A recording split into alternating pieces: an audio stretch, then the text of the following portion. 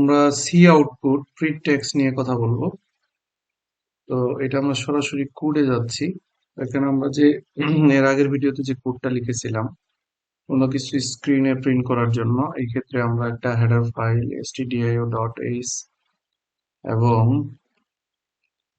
আমাদের যে বাধ্যতামূলক একটা ইউজার ডিফাইন্ড ফাংশন ছিল, মেইন ফাংশন লিখেছিলাম। শেষে আমরা কি করি, রিটার্ন 0 লিখি। এই অংশটা হলো বেসিক স্ট্রাকচার। এরপরে আমরা কি করছিলাম, এখানে প্রিন্ট করছিলাম প্রিন্টএফ, ধরেন এইখানে লিখলাম হ্যালো। তারপরে অবশ্যই এখানে একটা সেমিকোলন দিতে হবে অ্যাজ ইট ইজ স্টেটমেন্ট। তারপরে আমাদের কি করতে হবে, এটাকে সেভ করতে হবে। তো আমরা সেভ ফাইলে গেলাম, গিয়ে এখানে আমরা আউটপুট নামে এটা সেভ করলাম। আপনি যে কোনো নামে সেভ করতে পারেন। Okay. এখন এই যে আমাদের যে এইখানে যে কোডটা আমরা লিখেছি, এটার কাজ কি? এটার কাজ হলো এই যে জাস্ট হ্যালো লেখাটা স্ক্রিনে প্রদর্শন করা। তো এরা কি বলতেছে, two output values or print text.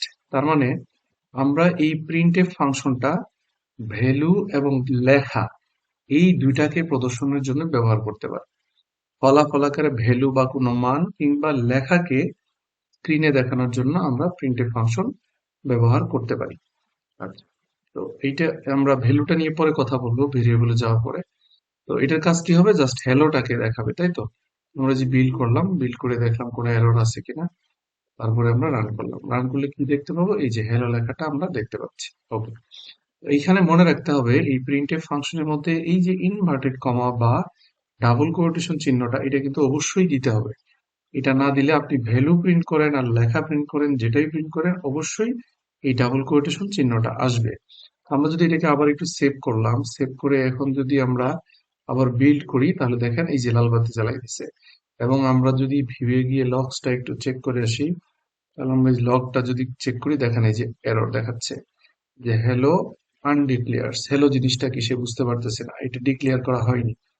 তাহলে কি মনে রাখতে হবে, যে অবশ্যই এই প্রিন্টএফ এর ভিতরে যেই লেখা বা যে ভ্যালুটাকে দেখাতে চাচ্ছি, সেটা আমাদের ডাবল কোটের ভিতরে রাখতে হবে।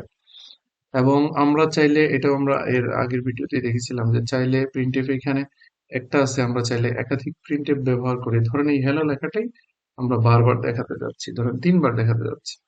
তো দেখি আমরা কি ঘটনা ঘটে। বিল্ড করলাম, রান করলাম, এই দেখেন হ্যালো হ্যালো হ্যালো। কিন্তু একটা সমস্যা হলো, এই দেখেন হ্যালোর ঠিক পরেই হ্যালো লেখাটা আসছে, এরপরে ঠিক পরেই হ্যালো লেখাটা আসছে। আমরা কিন্তু লেখার সময় নিচে নিচে লিখছিলাম, কিন্তু ফলাফলটা আমাদের এখানে পাশাপাশি আসতেছে। তো আমরা যদি এগুলাকে নিচে নিচে নিয়ে আসতে চাই, তাহলে এই যে পরবর্তীতে একটা কথা আছে নিউ লাইন্স, আমাদের এখানে আর কোনো আলোচনা নাই। নিউ লাইন্সে যদি যাই, তাহলে আমরা নিউ লাইন নামে একটা কমান্ড আছে, এই যে ক্যারেক্টার, এই যে ব্যাকস্ল্যাশ এন দিয়ে আমরা এই নিউ লাইন ক্যারেক্টারের সাহায্যে একটা নতুন লাইন তৈরি করতে চাই। তাহলে আমরা কি করব, যে হ্যালোর পরে অথবা এই যে প্রথম হ্যালোর পরে, ধরেন এটা হ্যালো 1, এটা হলো হ্যালো 2, এটা হলো হ্যালো 3।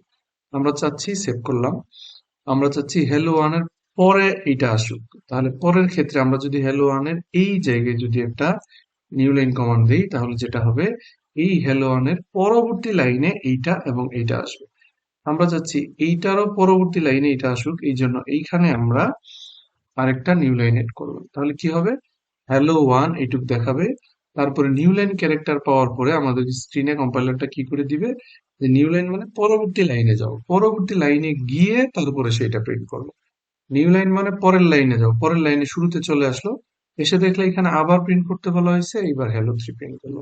আমরা যদি এটাকে আবার একটু বিল্ড করে রান করি, তাহলে দেখবো নিচে নিচে চলে আসছে। এই দেখেন হ্যালো 1, হ্যালো 2, হ্যালো 3। তাহলে আমরা এইভাবে চাইলে নিউ লাইন তৈরি করতে পারি। এখন এখানে আমরা একটা কাজ করছি, দেখেন হ্যালো 1, হ্যালো 2, হ্যালো 3, জাস্ট টেক্সটটাকে 3টা আলাদা আলাদা প্রিন্টএফ এর সাহায্যে দেখাইছি। আমরা চাইলে কিন্তু একটা দিয়েও দেখাইতে পারতাম। কিভাবে, হ্যালো 1 এর পরে নতুন লাইন, তারপরে আবার হ্যালো 1, এটা একসাথে নিতে হবে, হ্যালো 2, এরপর একটা নিউ লাইন, তারপরে হবে হ্যালো 3। তাহলে কি ঘটনা ঘটলো, প্রিন্ট এর ভিতরে টেক্সট দেখাবে, ঠিক আছে দেখাবে। কিন্তু এইটুক দেখানোর পরে তো এখানে একটা নিউ লাইন কমান্ড আছে, অর্থাৎ পরের লাইনের শুরুতে কার্সরটা চলে যাবে।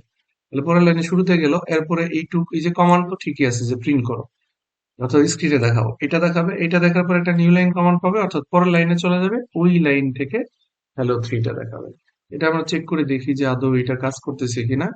আমরা যে বিল্ড করলাম, বিল্ড করার পরে যদি কমান্ড করি, এই রান করি, যদি দেখেন এই যে hello one, hello two, hello three. অর্থাৎ চাইলে আমরা একটা প্রিন্টএফ এর মধ্যেই যেখানে যেখানে নিউ লাইন প্রয়োজন সেখানে সেখানে আমরা চাইলে নিউ লাইন দিতে পারবো। আবার আরেকটা বিষয় আছে, সেটা হলো ধরেন আমি নিউ লাইনটা এইখানে দিলাম না দিয়ে এইখানে দিলাম, এইখানে দিলাম, তাহলেও কিন্তু সেম কাজটাই করবে। এবং এই নিউ লাইনটা এইখানে না দিয়ে আমি চাইলে পরেও দিতে পারি, এই যেমন এটা পরে দিতে পারি, আমি কিন্তু এইখানে দিলাম। এটা আপনাকে বুঝতে হবে যে কাজটা কিভাবে করবে। প্রিন্টএফ স্ক্রিনে প্রথমে এই লেখাটা প্রদর্শন করলো, করার পরে এখানে যে লেখাটা পাইতো এটাও প্রদর্শন করতো, কিন্তু লেখাটা প্রদর্শনের আগেই সে নিউ লাইন কমান্ড পেয়ে গেছে। তার মানে কি নতুন লাইন তৈরি করে ফেলছে, নতুন লাইনের শুরুতে চলে গেছে। তার মানে হ্যালো ওয়ান এর পরেই প্রিন্ট না করে নতুন লাইনে এইটুক দিয়ে চলে গেল, তারপরে সে হ্যালো টু প্রদর্শন করলো। অর্থাৎ এই নিউ লাইনের ব্যবহারটা আপনি আপনার ইচ্ছা মতো করতে পারবেন, যেখানে দিলে আপনার জন্য সুবিধা হবে সেখানে আপনি দিতে পারবেন। এবার এটার ফলাফল আমরা আবার একটু দেখলাম, এই দেখেন সেম ফলাফল।